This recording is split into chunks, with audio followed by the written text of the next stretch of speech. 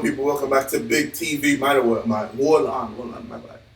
Boom! Don't forget I'm doing a $300 giveaway at 1,000 subscribers. So if you want to be a part of that, just go ahead and do what you need to do. Subscribe, like, comment, share, whatever. You guys love hood nature. I gotta find other things to react to, but I got threatened if I don't do this one. So this might be the last one for like the week. Do your thing. Instagram is kind of the same as the name. I don't care. Just let me know what y'all want to see. I didn't even know this bird existed until a few hours ago.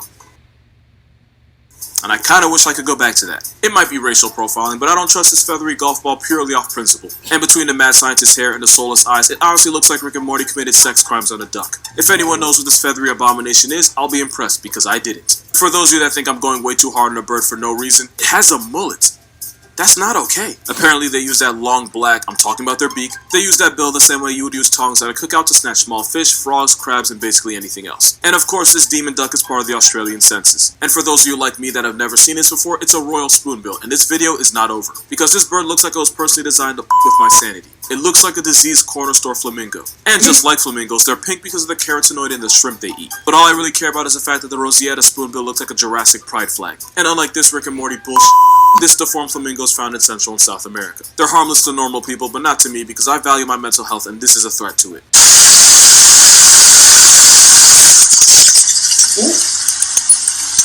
It's a baby western grebe. Now what is a grebe, you ask? The grebe is a type of aquatic diving bird found in Northwest America and part of Canada. You thought they were related to ducks and loons, but they're actually closer to flamingos because of course they are. They swim exactly like prehistoric birds used to, by turning themselves into submarines with feathers. They're able to pull a road runner on water because they slap the water so hard that it creates tiny air pockets that they can partially run over. They're also fast enough to keep from sinking because they can take as many as 10 strides a second through the power of what scientists officially refer to as crackhead determination. Also, they'll eat their own feathers and then pluck them out and feed them to their children. I don't know why they do this. Also, this bird's genus name is Podiceps, which is Latin for anus foot. Overall, weird bird.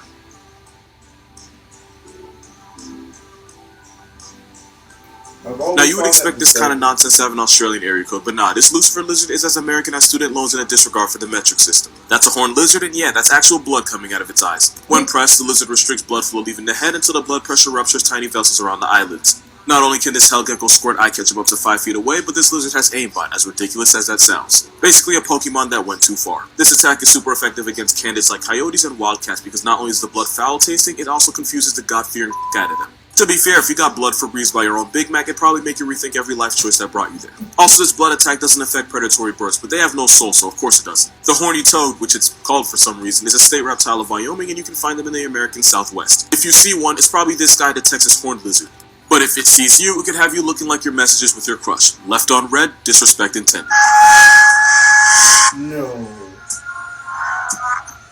It's funny how it suddenly became my job to explain stuff like this when if you scroll all the way down my TikTok, my videos had nothing to do with animals. The difference a year makes. That's crazy. Anyway, this video was taken on Roseate Beach in Krabi, Thailand. And I don't mean to freak you out, but they're real. I mean, the monkeys aren't, but the people inside them are. They're performance actors in costume, and this Ewok ritual was staged to freak out tourists that didn't know any better. It's actually funny, because I could have sworn this video went viral back in 2018, but to be fair, if you thought this was real, you probably weren't alive back then. I like how I said that like I wasn't one of the people that thought this was real, which I was. And these troll monkeys were designed by Tori Raines, a Norwegian performance artist. I'm actually pretty sure you can buy the costumes on eBay. So yeah, sorry to disappoint you, but these Ewoks aren't real. But if it makes you feel any better, this Star Wars extra come to life is. Here's how this man survived being swallowed by a whale. It's cause technically, he didn't get swallowed. When lobster diver Michael Packer was diving off Provincetown, Massachusetts, he ended up in a whale's mouthpiece. But what saved him was the whale was a humpback. As a filter feeder, they have bristles called baleen instead of teeth, which is how Packard was able to avoid becoming a pack. But the thing with humpbacks, just like other baleen whales like blue whales, they physically can't swallow a human because their throats are so small that they can't handle anything bigger than a grapefruit.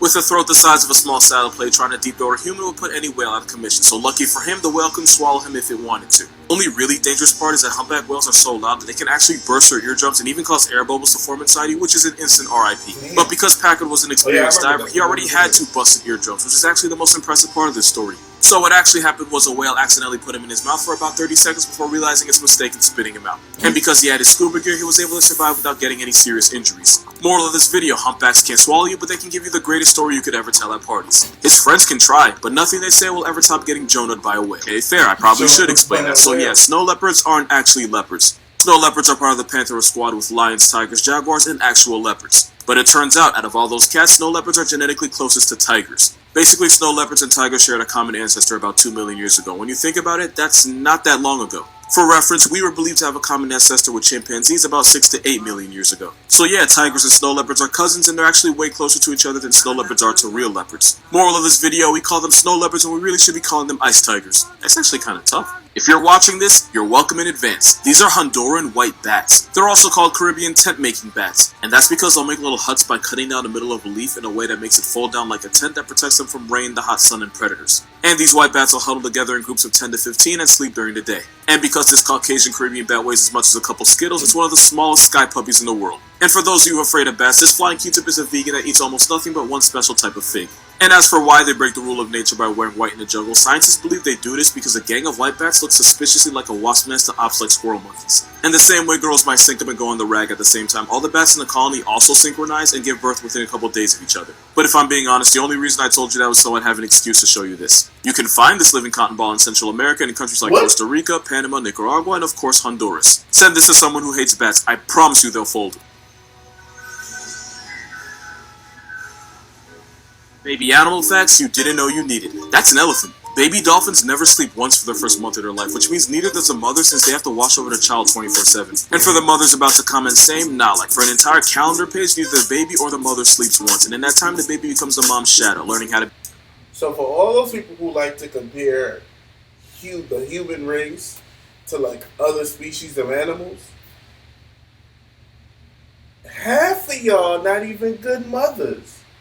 Your child wake you up at 2 o'clock in the morning, you ready to throw that child right back up? Nah, I'm done. be a dolphin by mimicking her every move. Baby dolphins get so attached that they'll hang around even when they're old enough to take care of themselves. Sounds familiar, right? Baby gators use their moms as Ubers. Baby alligators ride in their mother's mouth as she carries them in and out of the water. When they get bigger, they'll just ride on her back. Gotta show love to the fathers too, because the father Gario will carry all of his children on his back to keep them close. And since he shoots more shots in the future, he can have up to 100 of his children on his back, because when you don't get child support, you are the child support. Baby elephants basically have an awkward teen phase because they have no idea how to use their trunk. It takes years for them to completely figure it out, but until then they stumble and trip over themselves. They'll also swing their trunks around, helicopter in a way that's way too familiar, and they'll even suck their trunks the same way a child does with their thumb. And once they learn how to blow, you'll see a lot of baby elephants blow bubbles in waters for no reason other than they just find it fun. Baby animal facts that you definitely needed to hear. That's an armadillo. Baby sea turtles will talk to each other while still in the egg to make sure they all hatch at the same time. Mama sea turtles can lay up to 100 eggs in the clutch, and these fetus franklins will use a series of chirps, grunts, and hybrid tones to coordinate their hatching time. They do this because hatching at the same time gives them safety in numbers when they free-for-all crawl to the ocean. Because when you're that small, your best defense is hoping your brother gets snatched up instead of you. This is actually a baby panda. When pandas come into the world, they're about 3.5 ounces and the same size as a stick of butter. They're basically born undercooked, and pandas have the smallest babies of any mammal relative to their mother's size. Baby pandas are 900 times smaller than their mothers. That would be like the average American baby weighing just under 3 ounces. That's about as much as a deck of playing cards. Baby pandas are stupidly tiny. The 9-banded armadillo always has quadruplets. No, like every single time. It's always 4. That's because the armadillo fertilized egg will split into 4 identical embryos, meaning like Ninja Turtles or a frat boy with low standards, armadillos always come in 4s. Also, this turtle gerbil decides when it wants to be pregnant, procrastinating being knocked up for up to 4 months to make sure the shell puppies are born when it's most convenient. You wish that were... You don't come from planet Earth. Me have couple, I'm a friend. A top scam, a grab card. What make you think we got sad?